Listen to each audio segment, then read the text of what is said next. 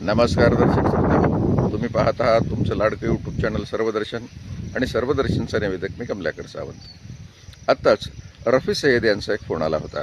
ते असं म्हणाले, आम्ही तुमचा दरवेळी काही ना काही विशिष्ट असलेला कार्यक्रम पाहतो. सर्वदर्शनवर चालणारा चर्चा तुमची आमची ह्या कार्यक्रमात मी पाहिला. त्यामध्ये काही निवडक कवितासुद्धा ऐकल्या. आता अजून काही कविता ऐकवणार का आणि ते कुठल्या असतील? सय्यद आपल्या म्हणण्याप्रमाणे आम्ही निश्चितपणे पुढच्या काही कविता ऐकत आहोत. अर्थात या कविता आहेत सोलापूर येथे सोशल महाविद्यालय अर्थात किडवाई चौकामध्ये झालेल्या अखिल भारतीय मुस्लिम मराठी साहित्य संमेलनाच्या परिसंवाद आणि काव्यसंमेलनामध्ये राज्यस्तरीय काव्यसंमेलनातली. नमस्कार. माझ्या कवितेचे शीर्षक आहे चंद्रावरचा बंगला. चंद्रावरचा एक बंगला स्वप्नात मी बांधला, ताऱ्यांच्या दिव्यांनी त्याला अवघड मी सजवलं. नसतील तिथे खड्डे रस्त्यांचे ना महागाईचा भार, नसतील तिथे खड्डे रस्त्यांचे ना महागाईचा भार. शांततेच्या अंगणात फक्त चांदण्यांचा दरबार, चांदण्यांचा दरबार. ना वीज बिलाची चिंता ना पाण्याचा तुटवडा, ना वीज बिलाची चिंता ना पाण्याचा तुटवडा. हवेच्या गार झुळकीत मनाला विसावा, मनाला विसावा. पृथ्वीवरचे कोलाहल सारे मागेच राहून गेले, पृथ्वीवरचे कोलाहल सारे मागेच राहून गेले. तिथे फक्त स्वप्नांचे पंख आकाशात उडत गेले, आकाशात उडत गेले. पण अचानक जाग आली, वास्तव डोळ्यासमोर उभं. पण अचानक जाग आली, वास्तव डोळ्यासमोर उभं. EMIचा मेसेज आला, भरा हप्ता नाहीतर गोंधळ होईल जबर, सारा गोंधळ होईल जबर. चंद्रावरचा बंगला हसला, चंद्रावरचा बंगला हसला. मनाला हलकेच मला. स्वप्न सुंदर असतात, स्वप्न सुंदर असतात, पण जगणं इथंच भला, पण जगणं इथंच भला. हसत हसत मी मान्य केलं, हसत हसत मी मान्य केलं. स्वप्नांचा हा खेळ. चंद्रावरचा बंगला राहिला, मनातला एक मेळ, मनातला एक मेळ. धन्यवाद. केलेले आहे आणि त्यांना धरतीला स्वर्ग बनवण्याची इच्छा आहे. खूप सुंदर. माझ्या कवितेचं नाव आहे संस्कृती. संस्कृती संस्कृती जी संस्कृती त्यांना भावली, परंतु आमच्या समुदायाला ती भोवली.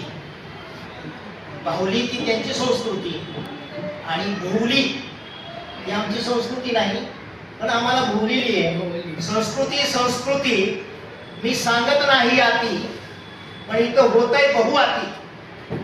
अहो इथं कुत्र्याला भाकर, मुंगीला साखर, आम्हाला ठोकर, असून आम्ही चाकर, मिळत नाही भाकर. असता धनधान्याची पोती. एकीकडे साखर सम्राट, एकीकडे भाकर सम्राट. हे होत नाही का आती? कसलीही नीच संस्कृती. भरसाडीत नाचली पोटासाठी, भरसाडीत नाचली आमची विटा बहुमान. तमाशात भरसाडीत नाचली आमची विटा बहुमान. नाचताना घुंगरू तुटलं, परंतु पदर ढळला नाही. घुंगरू तुटलं परंतु पदर ढळला नाही. भरसाडीत नाचली आमची विटा बहुमान. आयुष्यात अश्लील असं काही तिनं दावलं नाही. आणि नोटासाठी नाचणाऱ्यांनी त्यांची संस्कृती, नोटासाठी नाचणाऱ्यांनी मात्र अर्धनग्न नाचून दावायचं काही ठेवलंच नाही. तरी म्हणतात आमचीच चांगली संस्कृती. मी सांगत नाही आधी, पण हे होतंय बहुआती. फारच नीच संस्कृती. एक बाई तिला 5-5 पती, एक बाई तिला 5-5 पती. पती मेल्यानंतर तिला जावं लागतं सती. स्वतंत्र भारत, मेरा भारत महान, महासत्ता. आणि तिथंही मुलीला जन्म घ्यायला बंदी आहे. आणि जन्म घेतलाच तर त्याच्या पूर्वी स्त्री भ्रूण हत्या होती. संस्कृती तिथं स्त्री भ्रूण हत्या होती. आणि मुलगी जन्मलीच दुर्दैवानं, तर प्रश्न पडतो हुंडा द्यावा लागेल. आणि हुंडा दिलाच तरीही हुंडाबळी होती. ही कसली हो संस्कृती? मी सांगत नाही आती, पण हे होतंय भुवत. आमचे संत बघा, त्यांना आडनाव असताना सुद्धा विशिष्ट हरामखोराने आमच्या संतांच्या पुढं लावल्या जाते. संत चोखा महाल, संत सेना नावी, संत गोरा कुंभार, संत नरहरी सोनार, एवढी हरामखोरी संत असतानाही, त्यांना आडनाव असताना या हरामखोरांनी लावल्या जाती. कसलीही संस्कृती मी सांगत नाही आती, पण हे होतंय भुवत.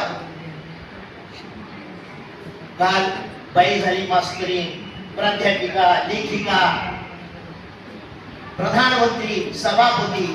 हरामखोरांच्या पोटात गोळा सुटला. बाईच कशी राष्ट्राचा पती, बाईच कशी राष्ट्राचा पती. इथं तर पुरुष प्रधान संस्कृती, बाईच कशी राष्ट्राचा पती. अरे हरामखोरांनो, महात्मा गौतम बुद्धाच्या, तथागत बुद्धाच्या विचाराने डॉक्टर बाबासाहेब आंबेडकरांनी लिहिलेल्या स्त्री पुरुष समानता हीच खरी संस्कृती, हीच खरी संस्कृती. धन्यवाद. जय भीम. कवितेचे शीर्षक आहे लोकशाही. अडली लोकशाही. कुठे आज आहे कुठे लोकशाही. खाजगीकरणाच्या दारी गाडली लोकशाही. शासनदारी कसाई कल्ला, शासनदारी कसाई कल्ला. पुंजीपतीचे होते कर्जमाफी, पुंजीपतीचे होते कर्जमाफी. शेतकऱ्यावरी होई हल्ला. प्रसार माध्यमांची खुली गळ चेपी. कुठे आज आहे कुठे लोकशाही. खाजगीकरणाच्या दारी गाडली लोकशाही. लोकप्रतिनिधींचा भरतो इथे बाजार, लोकप्रतिनिधींचा भरतो इथे बाजार. ईडी सीबीआयचा मोठा धाकदार, ईडी सीबीआयचा मोठा धाकदार. माणुसकीचे रक्त पिणारे हे पिशाच, माणुसकीचे रक्त पिणारे हे पिशाच. स्वार्थाला यांच्या सीमाच नाही. कुठे आज आहे कुठे लोकशाही. खाजगीकरणाच्या दाराला बांधली या लोकशाही. जातीपातीच्या मसालीने समाज हा पेटवला, जातीपातीच्या मसालीने समाज हा पेटवला. बेरोजगार युवा हा मोबाईलने बाटवला. सामान्यांना जीएसटीच्या भाराने झुकवला, सामान्यांना जीएसटीच्या भाराने झुकवला. बँकांचा कारभार कागदावरच खपवला. हक्काधिकारांचा गंध उरला नाही. कुठे आज आहे कुठे लोकशाही. खाजगीकरणाच्या दाराला गाडली लोकशाही. कोरोना फंडाची ही किटली जाम, लक्षपूर्वक ऐकावं, की कोरोना फंडाची किटली ही जाम. चहाच्या गरमीनं जनता झाली घामोघाम. संविधानाच्या दुरुस्तीचा लावून बट्टा, संविधानाच्या दुरुस्तीचा लावून बट्टा. पेन्शनधारकांची यांनी मांडली या थट्टा, पेन्शनधारकांची यांनी मांडली या थट्टा. दचके तोडती व्यवस्था आतून, दचके तोडती व्यवस्था आतून. परक्या आक्रमणाची गरज नाही, परक्या आक्रमणाची गरज नाही. कुठे आज आहे कुठे लोकशाही. खाजगीकरणाच्या दाराला गाडली लोकशाही, खाजगीकरणाच्या दाराला गाडली लोकशाही.